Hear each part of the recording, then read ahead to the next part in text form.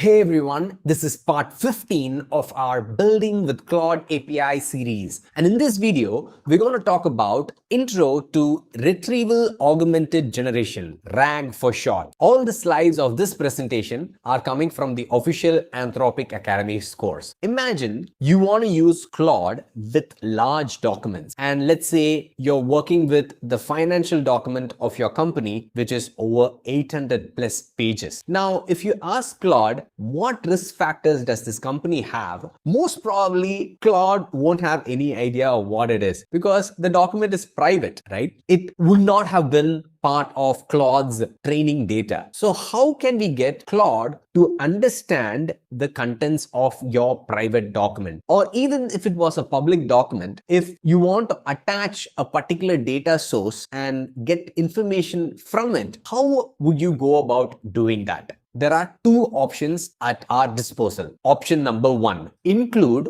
all the contents of the document in the prompt. Your prompt would probably be answer the user's question about the financial document. And here is where your user question is, right? The question is this: what risk factors does this company have? So you would add that here. And under this XML tag over here, this entire document, 800 plus page document, you can add it and give it to AI to figure it out, right? So it would probably be able to give you a response with this prompt. It's just that it's going to be way more costly and it's going to take unnecessarily long to process all of this because it literally needs to tokenize every word of this 800 plus page document and figure out the response for your question, which is just wasteful. And there's also a hard limit on how much text we can feed into Claude. And this document might be too long for Claude. Also, Claude gets slightly less effective with very long prompts. So this is just possibly not the best solution at all. That is where option number 2 comes to save us, which is RAG, Retrieval Augmented Generation. The way we set this up is in 2 steps. Step number 1, we break down this big document into individual chunks. Okay. Now, there is no one way to get this right, but you do your best and create the chunks to the best of your ability based on your app's requirement. So in this case, since it's a financial document, it has been chunked into things like strategy outlook, balance sheet, risk factors, and so on. And this needs to be done even before the user gives their prompts. Okay, all of this is done as a pre-process step. Next, step number 2, when the user actually gives her prompt, in this case, what risks does this company have? This question is going to be added here, correct? And then we need to figure out an optimal way to get the right chunk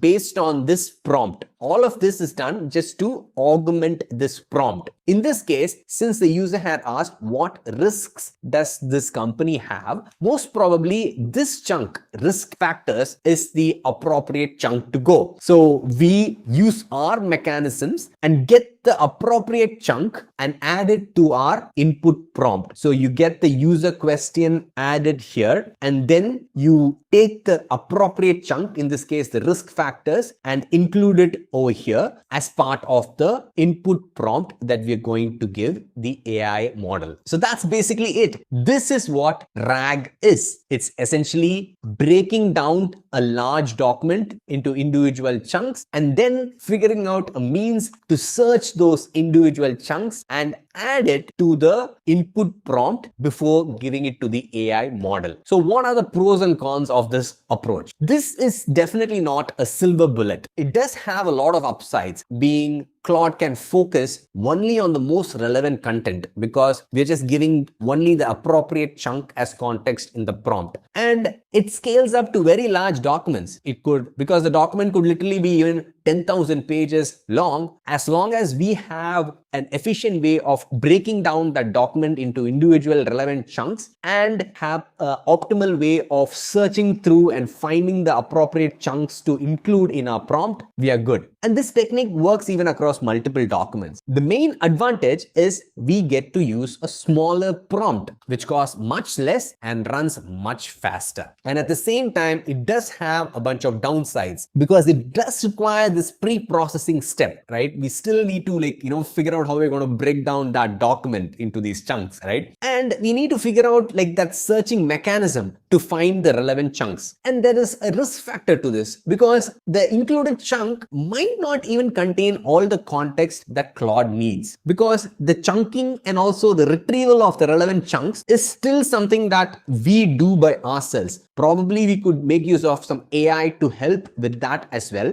but still there is a possibility of leaving out certain important chunks based on the user prompt. And then there are literally many ways to chunk the text. How do we figure out which is the best way? It is just up to us, because this is more of an art than science. This essentially is RAG. There are many upsides, many downsides, and many technical decisions to be made while implementing this, because it does require that pre-processing step to break down the large documents into smaller chunks, and it requires some sort of an efficient search mechanism to find the relevant chunks to include in our input prompt to the AI model. In the next couple of videos, we will explore more about this concept. Thanks for watching. Hope this video was useful, and follow along if you're exploring AI for your workflows.